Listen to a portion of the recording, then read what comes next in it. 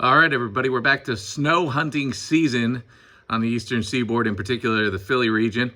Let's talk about what we're looking at here. This is the 500 millibar vorticity and heights from the European model, the latest guidance that came in at 18Z. And take a look at that. Look at how that digs right there. That is a nice digging trough. This would be on Thursday, the 15th of January. We've seen this storm signal for a long time now, and the storm signal is still here, and it has a pretty good look to it. What does that translate into if we look at the observations? Well, what you can see here, a system coming through, and a decent amount of snow on the backside of that system here as that second ball of energy comes through. European model still has the main bulk of the system kind of missing out to sea, but there's a secondary area of energy that comes through and provides some snow for us with this setup. Let's compare that to the GFS because, you know, those are our two big models to work with. GFS, I want to go to the upper air again and show you the 500 millibar vorticity for the same period. And here it is, a nice dig, and wow, is that a lot of energy coming through.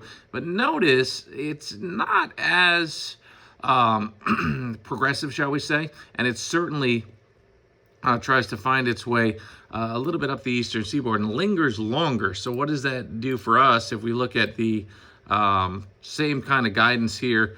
Yeah, the first part of energy does go out to sea, but the GFS has that second part of energy redeveloping and certainly putting down some snowfall into our neck of the woods. So that's something to watch. Now I want to hop over to the ensemble guidance and show you what we're thinking in terms of snowfall potential through those periods of time. So I'll get us right into the northeast right now. And here we are in our neck of the woods. I'll center this a little bit better for folks watching on the camera here. All right, probabilities, 1 inch of snow through the period. And yeah, it's not looking great, right? So this is going through 18Z on Friday, January 16th. A chance of an inch of snow, not fantastic, at least according to the European guidance. Let's go over to the GFS ensemble. Same deal here, but a little bit better, right? Seeing the 20 to 30 percentile starting to fill in a little bit more. Now let's take that out in time a little further. So that first storm that we're looking at here, the ensembles are not buying what the deterministic has to say. And when you see that disparity between the two models, not usually a good thing, right, for snow lovers. Usually these longer range ensembles are pretty good at picking this stuff out. And if they're not agreeing with the deterministic, especially at this range, I'm thinking this is a minor storm or perhaps a miss. Let's go farther out in time, though. How about Sunday, which is another storm signal that's been showing up? Yeah, there's a lot more that fills in here if you look in terms of the chance of at least getting an inch of snowfall for the storm system on Sunday.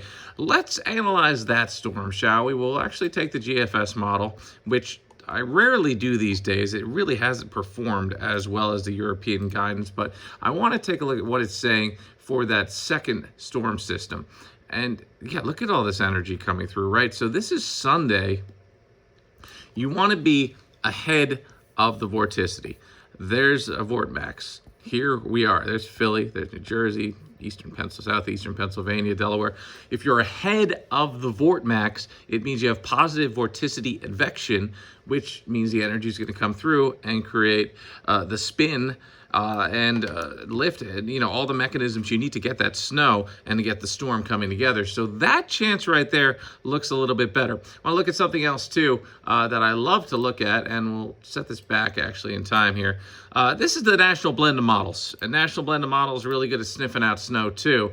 Let's take this forward in time, and I want to look at what this is saying once we get to Thursday, right? Here we are still at Wednesday. This is Wednesday. I'm just giving you some reference here. That's Thursday going into Friday, right?